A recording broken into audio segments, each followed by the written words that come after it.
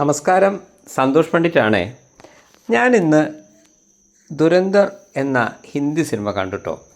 നല്ല കിടിലൻ സിനിമ.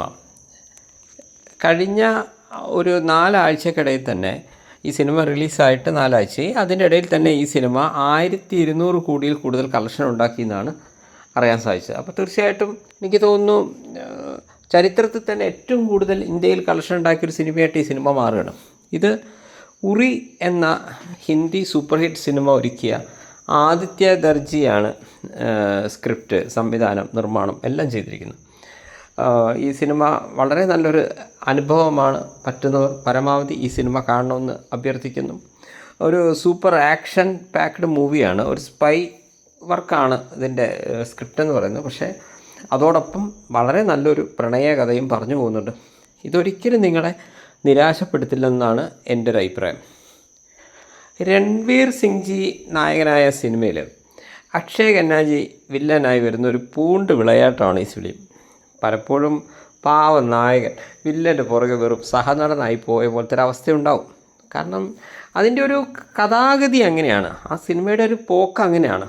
അതുകൊണ്ടാണ് അക്ഷയ് ഖന്ന നമുക്ക് ചില സീൻസിലെങ്കിലും അക്ഷയ് ഖന്ന നായകൻ്റെ മുന്നിൽ വരുന്നതായിട്ട് നമുക്ക് തോന്നും. സിനിമയിലെ നായിക സാറ അർജുൻ എന്ന് പറയുന്ന ഒരു കുട്ടിയാണ്. അവർ വളരെ നന്നായിട്ട് അഭിനയിച്ചിട്ടുണ്ട് കേട്ടോ. കാണാനും വളരെ ക്യൂട്ടാണ്. മലയാളത്തിൽ എൻ്റെ ഓർമ്മ ശരിയാണെങ്കിൽ ഒരു ആൻമരിയ കലിപ്പിലാണെന്ന് പറഞ്ഞിട്ടൊരു സിനിമയിൽ ഒരു ബാലതാരമായിട്ടാണ് ഈ സാറ അർജുൻ ജി വന്നിരിക്കുന്നത്. ഇവർ ശരിക്കും പറഞ്ഞാൽ ഇതുവരെ ഒരുപാട് ഈ പരസ്യ ചിത്രങ്ങളിലെല്ലാം അഭിനയിച്ചിട്ടുണ്ടെന്നാണ് മനസ്സിലാവുന്നത്. എന്തായാലും വളരെ നന്നായിട്ട് അവരുടെ ഭാഗം ചെയ്തിട്ടുണ്ട്. അതോടൊപ്പം നമുക്കിപ്പോൾ തമിഴ് നടൻ മാധവൻജി, അദ്ദേഹത്തിൻ്റെ ഒരു മേക്ക് ഓവർ ഉണ്ട് കേട്ടോ. ശരിക്കും നമ്മൾ ഞെട്ടിപ്പോവും. അദ്ദേഹം പല സീനിലും വരുമ്പോൾ ശരിക്കും നമുക്ക് അജിത് ഡോവൽജിയൊക്കെ ഓർമ്മ വരും. ഈ സിനിമയുടെ ഒരു 2ാം ഭാഗം ഉണ്ടാവും എന്നുള്ള രീതിയിലൊക്കെയാണ് അതിൻ്റെ ഇത് പോയിക്കൊണ്ടിരിക്കുന്നത്. അതിൻ്റെ അവസാനം ഈ സിനിമയ്ക്ക് 2ാം ഭാഗം ഉണ്ട് എന്ന രീതിയിൽ അവർ കുറച്ച് സീൻസും ഇതെല്ലാം കാണിക്കുന്നുണ്ട്. തീർച്ചയായിട്ടും സിനിമ ഒരു കംപ്ലീറ്റ് ആയിട്ടുമില്ല. അപ്പോൾ 2ാം ഭാഗം ഇതിലും കിടിലനാവും എന്ന് പ്രതീക്ഷിക്കുന്നു. ഇവരോടൊപ്പം ഇപ്പോൾ സഞ്ജയ് ദത്ത്, അതേപോലെ അർജുൻ രാംപാൽജി, പഴയകാല നടനുണ്ട് ഒരു രാകേഷ് ബേദിജി, ഇവരൊക്കെ നന്നായിട്ടുണ്ട്. ഈ രാകേഷ് ബേദിജിയെക്കുറിച്ച് പറയുമ്പോൾ അദ്ദേഹത്തിൻ്റെ ചില സീരിയൽ, ഇപ്പോൾ യേ ജോ ഹേ സിന്ദഗി എന്നൊക്കെ പറഞ്ഞിട്ടുള്ള വളരെ സൂപ്പർ ഹിറ്റ് ആയിട്ടുള്ള ചില സീരിയൽ, പണ്ട് ഈ ദൂരദർശനിലെല്ലാം വന്ന ചില സീരിയലുണ്ട്. അത്യാവശ്യം കോമഡി നന്നായിട്ട് കൈകാര്യം ചെയ്യുന്ന ഒരു ആർട്ടിസ്റ്റാണ് അദ്ദേഹം. വളരെ ഭംഗിയായിട്ട് തന്നെ ഇതിൽ അദ്ദേഹത്തിൻ്റെ റോള് ചെയ്തിട്ടുണ്ട്.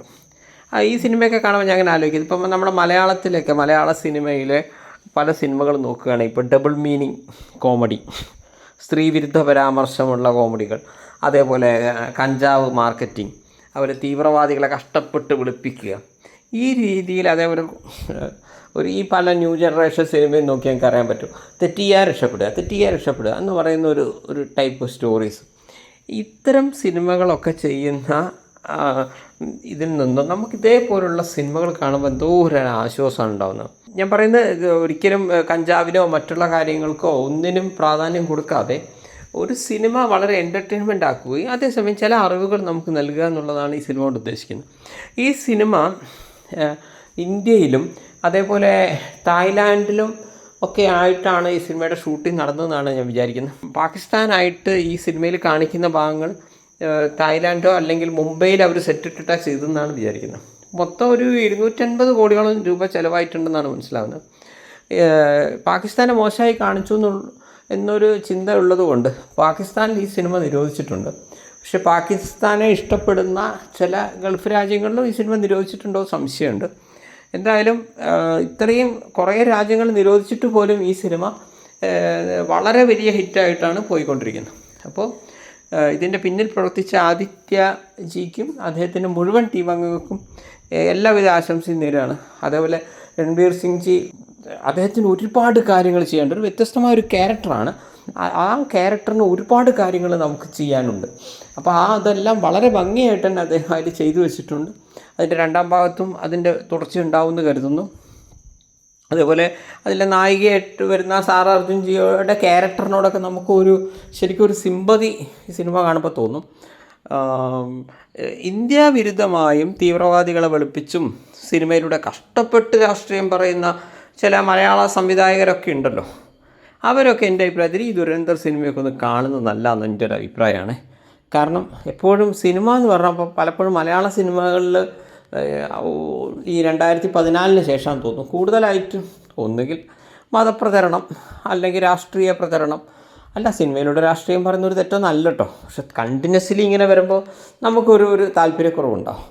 അതേപോലെ കള്ള് കഞ്ചാവിൻ്റെ അതിപ്രസരം, ഫുൾ ടൈം പുകവലി, ഇതൊന്നെല്ലാം അതും അല്ലെങ്കിൽ ഇന്ത്യാവിരുദ്ധ സിനിമകൾ, ഇതേപോലുള്ള സിനിമകളും മലയാളത്തിലും വേണമെങ്കിൽ ചെയ്യാവുന്ന സാധനമാണ്. ഞാൻ പറഞ്ഞ ഇത്രയൊക്കെ ബജറ്റ് മുടക്കി എന്നല്ല പറയുന്നത്, ഇങ്ങനെ ഇന്ത്യയെ സ്നേഹിക്കുന്ന രീതിയിലുള്ള ചില സിനിമകളും വേണമെങ്കിൽ ചെയ്യാം. അപ്പോൾ ഏതായാലും ഒരു നല്ലൊരു എക്സ്പീരിയൻസ് ആയിരുന്നു. അപ്പോൾ അടുത്ത ദിവസം ഒരു കിടിലൻ സബ്ജക്റ്റുമായി സന്തോഷ് പണ്ഡിറ്റ് ഷോ കാണാൻ മറക്കരുത്. നന്ദി, നമസ്കാരം.